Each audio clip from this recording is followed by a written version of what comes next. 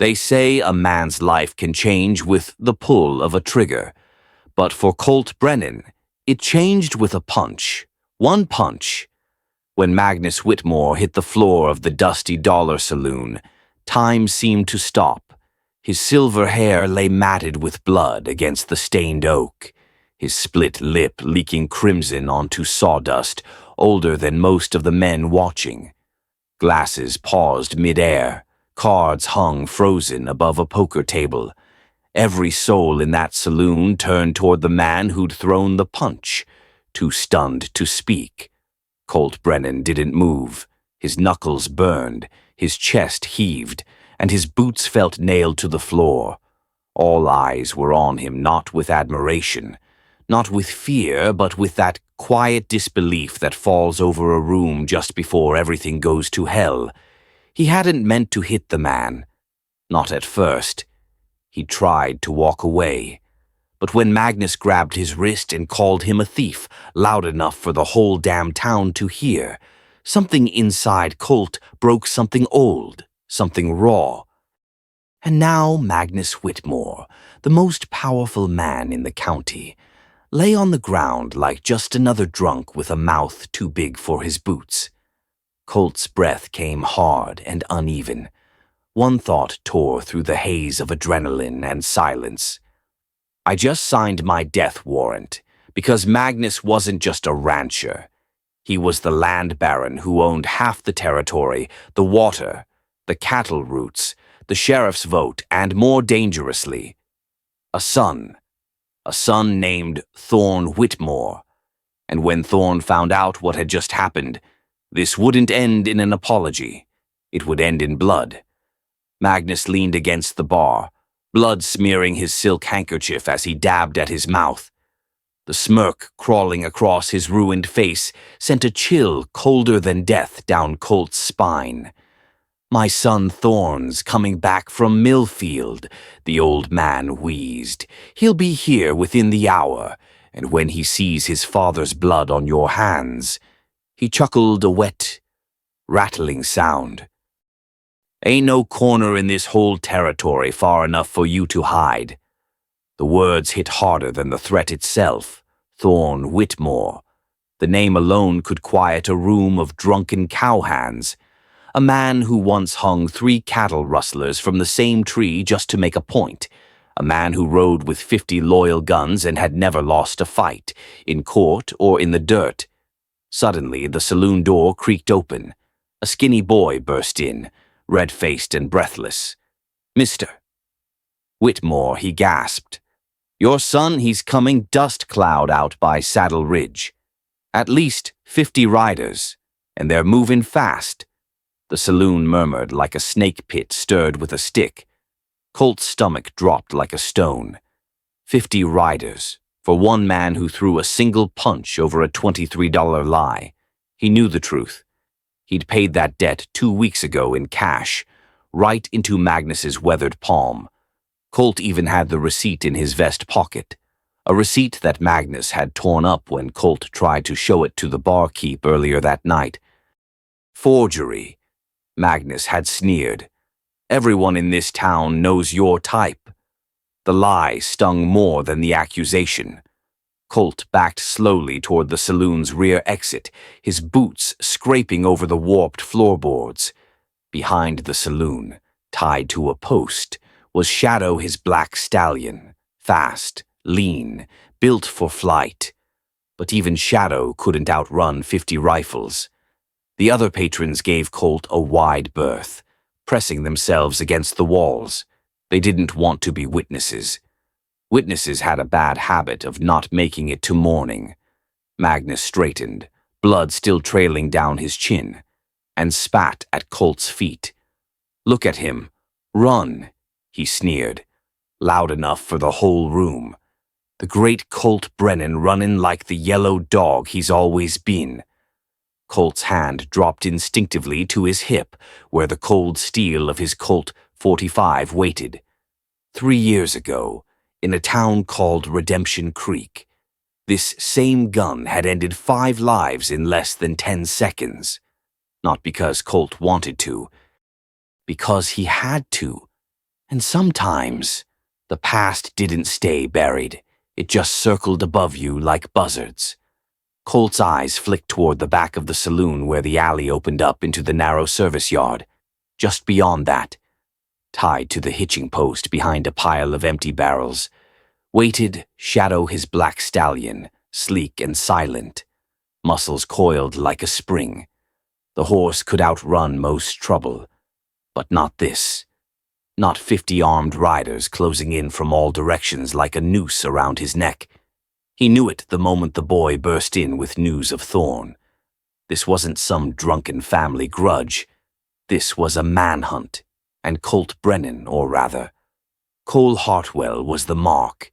He took a slow step back, hand hovering near his Colt, 45 but not drawing, not yet, not until he was sure, not until there was no other way. His breath came shallow. The room still held its breath. He could feel the saloon patrons glued to the walls, trying to melt into the shadows, eyes wide, unsure whether they were watching a dead man walk or a gunfight about to ignite. Magnus Whitmore, still leaning on the bar, noticed the look in Colt's eyes, the calculating hesitation, the weighing of odds, and that's when he dropped the match. With a sneer stained in blood, he said, "Redemption Creek." Colt's spine stiffened like it had been struck by lightning. "My boy knows who you really are," Magnus hissed, licking the blood from his cracked lips. "Cole Hartwell. Killer. Outlaw. The man who put 5 deputies in the dirt. You thought you could grow a beard and vanish, thought you could punch your way into a new life, but you can't outrun what you did. My son knows, and he's bringing justice with him." Colt froze. His hand still hovered near the grip of his revolver, but suddenly it felt heavier, like it carried not just iron, but memory, pain, and guilt. Redemption Creek. The name alone hit harder than any fist Magnus could swing. It was a name Colt had buried, along with the bodies, along with the truth, deep beneath 3 years of silence. But now, the past was galloping toward him on 50 horses, and there was no place left to run. Outside, the sound of hoofbeats grew louder, not wild or scattered like a drunken posse, but steady, thunderous, organized, a formation. These weren't ranch hands coming to break up a saloon scuffle. They were soldiers, trained and loyal, riding with purpose. The dusty dollar trembled with each approaching stride. Glasses rattled on shelves, dust drifted from the rafters, and still, no one in the saloon moved. Not a breath, not a whisper. Just the slow, deafening realization that something far bigger than a punch over $23 had taken root here. Colt didn't run. His boots stayed planted on the worn oak floor. His hand remained near his revolver, not threatening, but ready. Years of instinct. Years of surviving worse than this. He'd stared down worse odds, spilled blood in places where no law rode, where mercy was a myth. But still, this was different. This wasn't some backwater ambush or outlaw standoff. This was personal. This was Whitmore territory, and Colt Brennan had just humiliated the king in his own court. Then the saloon doors exploded open. The light from outside sliced through the dim room like a blade, and there he stood. Thorne Whitmore, tall, broad-shouldered, long riding coat flaring behind him like the wings of a vulture. His face was carved from the same stone as his father's, but colder, sharper, less worn by time, more refined by purpose. His steel-gray eyes swept the room with the precision of a man who'd done this before. A man who was used to walking into chaos and emerging untouched. Behind him poured a flood of riders, 50 men, grim-faced, rifles slung across backs or drawn at the ready. They moved like a machine, spreading out through the room with practiced precision. They didn't shout, didn't posture. They simply took control. Every exit was blocked, every window covered, every barrel pointed, silently, at Colt Brennan. Still, Colt didn't move. He stood alone in the center of the storm, his shadow stretched by the light pouring through the doorway, the weight of his past and present pressing in from all sides. Thorne's eyes scanned the room and found what he was looking for, his father, bloodied, leaning on the bar, and then the man responsible, Colt. The air in the saloon felt thin, brittle, ready to snap. One word, one twitch, one wrong breath, and it would all go to hell. Colt knew what this was. It wasn't a standoff. It was judgment. Thorne's gaze moved between his bloodied father and the lone man standing across the room. His expression didn't flinch, didn't soften. He was reading the scene like a battlefield, calculating positions, exits, risks. Finally, he stepped forward, his boots landing heavy on the creaking floorboards. "Pa," he said, voice low but lethal. "Who did this to you?" Magnus didn't hesitate. He pointed a shaking, blood-smeared finger straight at Colt, satisfaction oozing from every pore. "That yellow dog beat me down in front of half the town. Claimed he didn't owe the feed money. Called me a liar." Colt stayed silent. He knew better than to speak too soon. His hand remained near his sidearm, not on it. Let them think he might draw. Let them stay nervous. Thorne's eyes never left him. "That true?" he asked, quiet and cold. "You strike my father over a debt." Colt's voice was steady, even as his heart pounded like war drums. "I paid that debt 2 weeks ago, in cash." Your father tore up the receipt when I tried to show him. Thorne's brow twitched just enough to show he was listening, thinking. "You calling my pa a liar?" Colt didn't blink. "I'm calling him a man who made a mistake." Magnus growled behind him. "He's going for his gun." The room tensed like a drawn bowstring. Rifles cocked in unison, 24 hammers pulled back in deadly harmony. But Thorne raised a hand, firm and commanding. "Nobody moves," he said. "Nobody breathes. Not until I see what's in his hand." Colt moved slowly, deliberately. Every man in the room had him in their sights. He reached into his vest pocket and pulled out the torn fragments of the receipt bank stamp, date, signature, all still visible despite the tears. The rustling of paper sounded louder than thunder. "Set them on the bar," Thorne ordered. Colt walked forward, steps careful, and placed the scraps on the wood between them. Thorne stepped closer, eyes locked on the evidence. He pieced the fragments together with sharp, precise fingers, a man used to solving puzzles under pressure. The room held its breath again. After a long pause, Thorne's voice dropped. 20 thralls, feed, paid in full, yesterday's date. First National Bank, my father's signature. Silence. Magnus paled, eyes flicking nervously around the room. That ain't possible," he stammered. "He never you took his money." "Pa," Thorne said coldly. "You took it. Then you called him a thief in front of half the town. And you grabbed him first." The words hit like gunshots, not at Colt, but at Magnus. The power shifted. The room felt it. For the first time, the Whitmore name was cracking under the weight of its own lies. Just as the tension in the room seemed ready to collapse under its own weight, another sound reached them, distant at first, but rising fast. Another dust cloud on the horizon. This one smaller, but moving with urgency. A second wave was coming, and from the east, one of Thorne's men at the window leaned forward, squinting, rider coming fast, Wait, no, there's two. One of 'em's Sheriff Daniels, the other. His voice trailed off as the man caught sight of the badge glinting in the sun. Federal Marshal. A ripple of unease swept the room. Moments later, the saloon doors opened a second time, not with the thunder of vengeance, but with the cold steel of authority. In stepped Marshal Wade, Kellerman, tall, grim, every inch carved from hard years and harder choices.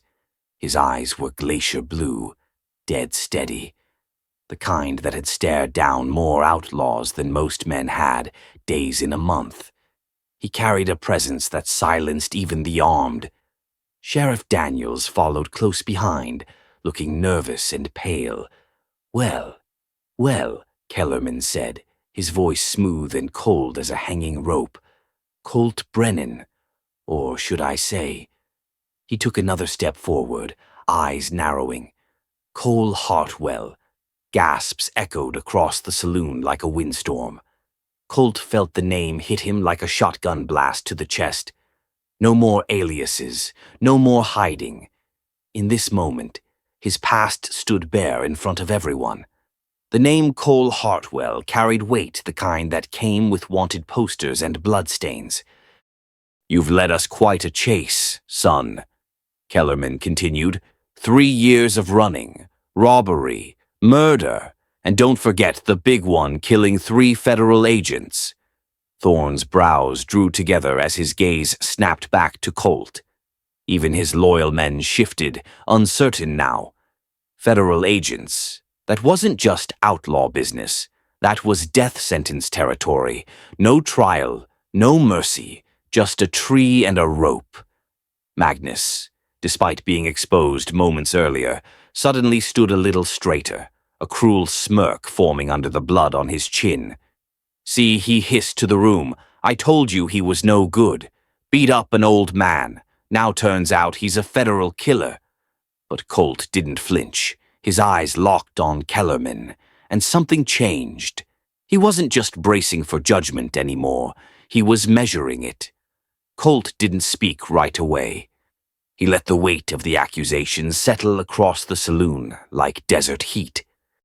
Then, in a voice that was low but carried to every corner of the room, he said, "You want to tell them the whole truth, Marshal, or just the parts that make you look good?"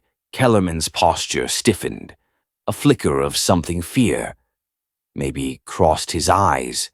"I don't know what you think you're doing, son," he said, "but that badge on my chest says I speak for the law, and the law says you're a killer." Colt stepped forward, slow and calm. "Tell them about the gold shipment, about the 3 federal agents who were supposed to guard it, about how you were the only man who knew the route, the time, and the exact location." "You're talking nonsense," Kellerman barked, hand drifting toward his gun. "Am I?" Colt said, voice rising just enough. "Then maybe you'd like to explain this." He reached into his vest pocket again, the opposite one this time, and pulled out a small, weathered leather journal. His fingers held it up like it was a Bible in a court of fire. The entire room froze. Funny thing about corrupt lawmen. Colt continued, eyes locked on the marshal. They like to keep records, insurance, in case their deal goes sideways. Agent Morrison kept this on him right up to the day you had him shot in the back. Kellerman's face drained of color. "Where did you get that?" he growled. "Off Morrison's body," Colt said quietly. "After your men left him bleeding in the dirt." Thorne's expression had changed. His jaw was set, his eyes no longer cold, but calculating, not just weighing guilt, but truth. "Let me see it," Thorne said. But Kellerman was faster.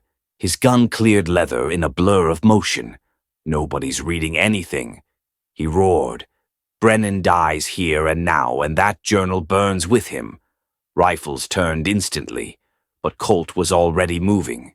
In one smooth motion, he tossed the journal to Thorne and dived sideways. drawing his Colt .45 mid-air. A single shot cracked through the tension, loud and final. The saloon erupted in screams, but the gunfight never came. When the smoke settled, Marshal Kellerman lay dead on the saloon floor, his pistol still warm in his lifeless hand. Colt stood, his weapon still raised, chest heaving, across the room. Thorne held the journal in one hand, his eyes scanning its contents, page by damning page. Every word, every time stamp, every sketch confirmed what Colt had claimed. "Son of a bitch," Thorne muttered. "You weren't the killer. You were the one trying to stop it." The room remained silent as Thorne flipped through the journal, each page cutting deeper than any bullet. There were dates, names, locations, maps of the ambush, payout percentages, even Kellerman's initials scrawled at the bottom of a signed agreement.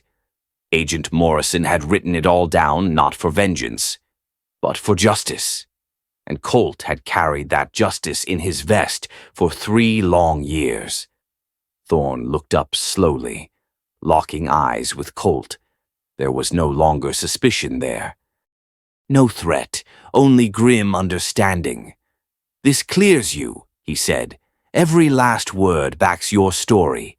Morrison trusted you to finish what he started, and you did." Sheriff Daniels, who'd been cowering behind an overturned table, finally stood. His voice trembled. I'll send a telegram to the marshal's office. Let them know what happened. Let them know the truth." Colt gave a short nod, but his eyes drifted toward Magnus, who stood now like a ghost, pale, swaying slightly. The fire drained from his posture. He looked every bit his age, smaller than he had minutes ago. Fragile, like a man staring at a reflection he no longer recognized. Thorne turned to him. "P," he said, his voice firm but calm.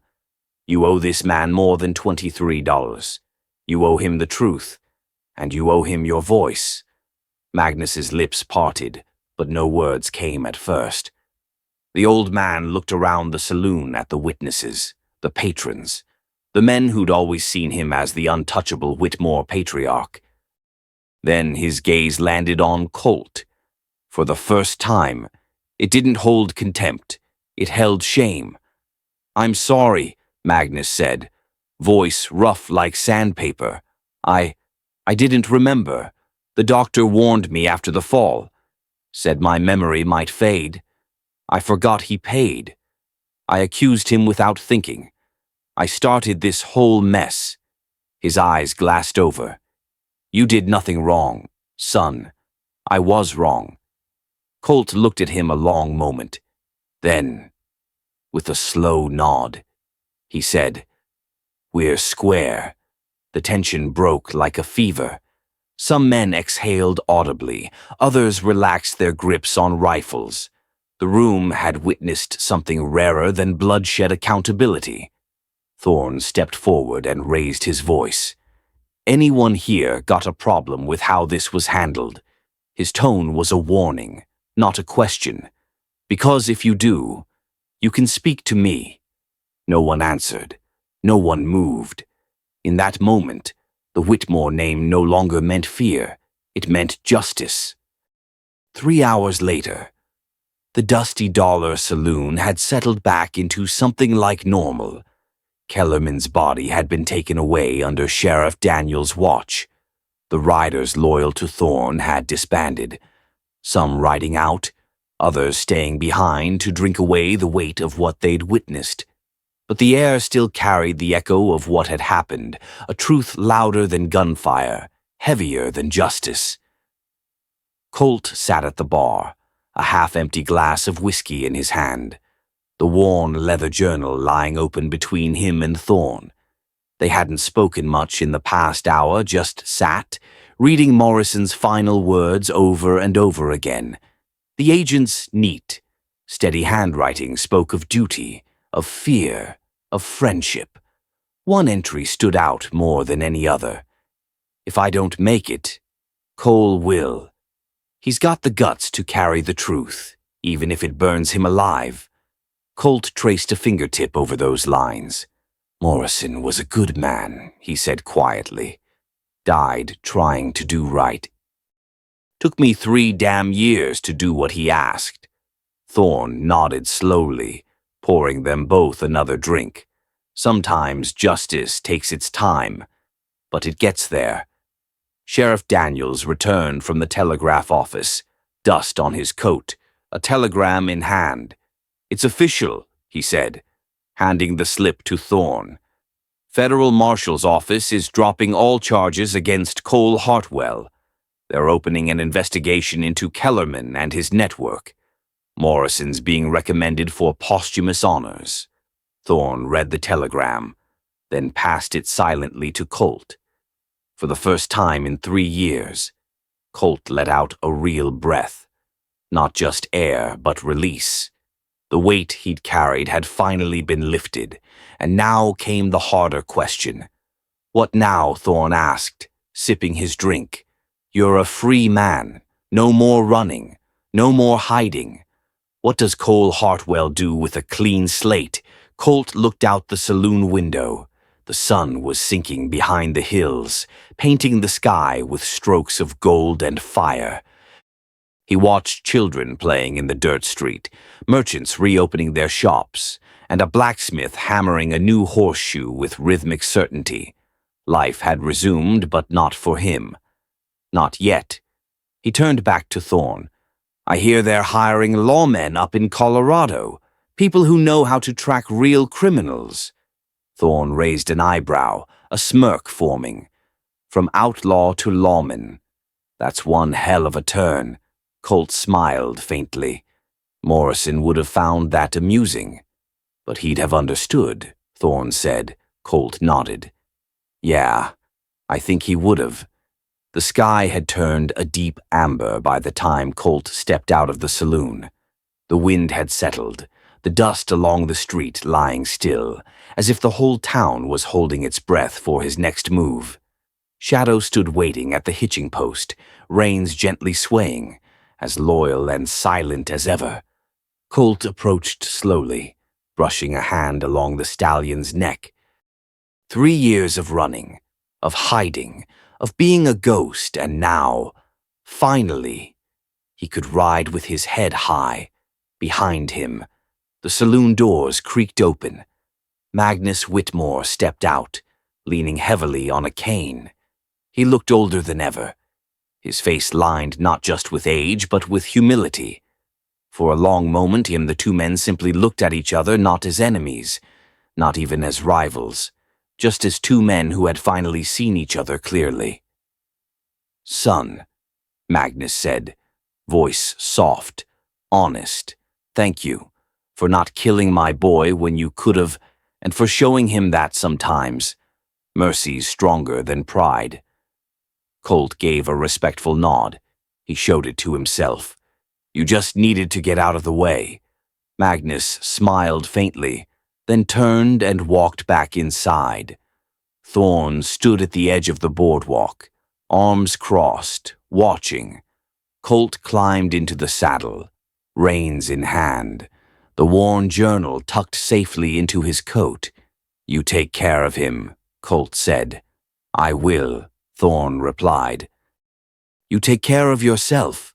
Colorado's a long ride." "I've made longer ones," Colt said with a faint grin. "But this is the first one that's not running from something." Thorne stepped forward, just enough to meet his gaze directly. "And if anyone ever questions who you are, you send them to me. I'll tell them who Cole Hartwell really is." The 2 men exchanged a final nod, not of farewell, but of understanding. Respect. Brotherhood forged not by blood, but by truth. Colt turned Shadow toward the open road. The sun dipped low behind the ridgeline, casting long golden rays across the trail ahead. He rode slow at first, letting the town fade behind him. With each hoofbeat, the past loosened its grip. The lies, the guilt, the name Colt Brennan. That man, the coward cowboy who threw a punch over 20 thralls, was gone. In his place rode someone different, a man who chose truth over safety, justice over revenge. A man who knew that redemption doesn't come easy and doesn't come fast, but it does come if you're willing to carry it. And tomorrow, somewhere north in the Colorado hills, that man would wake up not as an outlaw, but as a lawman, a protector, a legacy.